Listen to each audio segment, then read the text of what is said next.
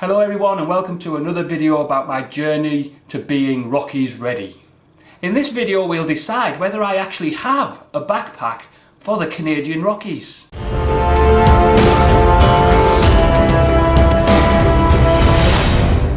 If you're interested in other videos about my adventures across reading, watching, playing and travelling, then please don't hesitate to like this video and subscribe. You could also post a comment because comments are the lifeblood of this channel. So it occurred to me a few days ago that I've not really put much thought into whether I actually have a bag for the Canadian Rockies trip. What would I actually demand of such a bag? And do I have a bag that meets those demands? It wouldn't be the best thing to discover that I don't have a bag to meet my demands 2 or 3 days before I get on the plane. So let's see. I have 3 bags which are candidates for taking to the Canadian Rockies. I don't fully know yet how each of them is going to work out, so we're going to have a look at each, see how they meet up, and then reach a conclusion whether I have a bag or I need to buy something new. This is the first bag. It is the bag I use for Florida, for both carry-on and also around the parks. I don't often take a bag around the parks, but if I do, this is it. I did do a video on this bag a while ago, and as a result a handful of people did buy it. I'll put a link at the top. But let's see what it's got and see if it actually stands up to going to the Canadian Rockies. Okay, we can take a brief tour around this bag. You may get a bit of Daisy Dog in the background. She does like this chair, don't you, Daisy Dog? Okay, so as I said, this is my Florida bag. So it has a front compartment with netting in. I can even get my tripod in there, my mini tripod in there, which is great. Memory cards, batteries, that sort of thing. It has a top section which I use for food, bits and pieces, the sort of things you might take into a park, or if I'm going as carry-on, it obviously has a load of cables in there. Again, batteries, netting, and also a laptop slip case, but the trouble is it's only a small laptop, so it fits the Dell in, but not much bigger. Then the main thing that this bag delivers, which is why I use it, again we have a problem with that, is that. So it allows me to put the Lumix in there, the G7X in there, maybe an extra lens, and carry it onto the plane and in theme parks if I want to use it then. And it's a really good bag. So that's the strengths of that one. Pretty good space. Could fit a fleece in there or my waterproof coat. You know, so it has possibilities. It's great for holding camera equipment. It's also pretty sweet as a carry-on due to its size, and it gets most of the stuff I'd want to get in for carry-on. It's really not great as a day backpack. It doesn't really have that much space, as you saw. So by the time I maybe wanted a fleece in, my waterproof coat, possibly if we don't get great weather, my waterproof leggings, some food here and there, a flask of water, yeah, it runs out of space. The biggest problem though is it has zero ventilation on the back. So this is something I noticed last time I used this bag. I got really sweaty on my back because it has zero ventilation. So that doesn't really make it a good candidate. The second bag is my 3 Peaks challenge bag. Got it for the 3 Peaks, took it on the challenge, worked really well for me on that challenge, but I'm not sure how it's going to hold up for the Canadian Rockies trip. So as stated, this bag was bought for the 3 Peaks, so it does serve a totally different purpose to the first one. It is very much a backpack for walking, a day pack sort of affair. So it doesn't have all the compartments in. It can take a bladder. It's got loops here for the water to come through, which is great. It has quite a lot of space in the front, so you can fit food and that in the front, or stuff extra clothes and that stuff in it. It even has a rain sheet for when it rains because it itself is not waterproof.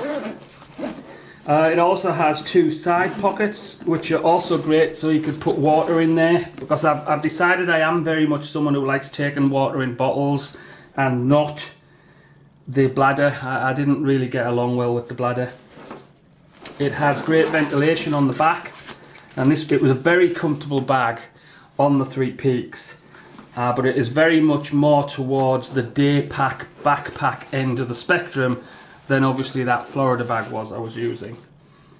But it's very good, very good. The other great thing about this bag is, though it would preclude me from using these for water, is you can actually put your walking poles in there and hold them with these straps, and that's what I did on the 3 peaks. So I had a pole here and a pole here. Not sure I'm taking poles on the Canadian Rockies trip yet. I think the way we're organising the Canadian Rockies trip, I don't need those, but it does take the poles. I think we can say in summary about this bag that it's pretty good for the day hike sort of scenario. Much better than my Florida backpack. It is just totally hopeless at carrying the electronic equipment that we'll be taking with us as we walk around the Canadian Rockies. The third candidate is a bit weird because it's not a backpack at all. It is a messenger bag, the Peak Design Messenger. Now this is the most expensive bag on the list. I think you can get it from anywhere from £160 to £220 or something like that. I got it on the Kickstarter, so it was slightly cheaper and came with a load of other stuff. And it is a very good bag. One of the top messenger bags you can buy. Really like it. But how is it going to stand up as a Canadian Rockies option? So as stated, this bag is different again because it's a messenger bag. By far the most expensive bag on the list. This one is in the hundreds, the other two were 30 quid or below. So it's quite fancy, it has a fancy mechanism. As you said, it's orientated around taking electronic equipment, so I can fit the camera in there. Quite often what I do is take this one out and fit water bottles in here. You can get quite a lot in this section, again netting for memory cards, batteries, that sort of thing. It will take an easy access section here. It will take the laptop, it can go in there as well as documents in here. And I have used this on walks, it works really well. I've had water bottles in there, cameras, a bit like the first one was a hybrid, the second one was very much a day pack. This is very much around carrying electronic equipment in like an urban environment, so it has some challenges as a Canadian Rockies option. So in summary about the Peak Design Messenger bag, I think we can say that it is very good at carrying the camera and electronic equipment that we're going to take with us around the Canadian Rockies. That's its plus point. It's also not bad as a day pack because there is quite a bit of space in there. As I've said, I have taken it on numerous nature's theme park walks, and I've stuffed in drinks, an extra top and various other things. So it's possible it could work as a day pack. I think the main problem with the Peak Design Messenger is it's exactly that. It's a messenger bag.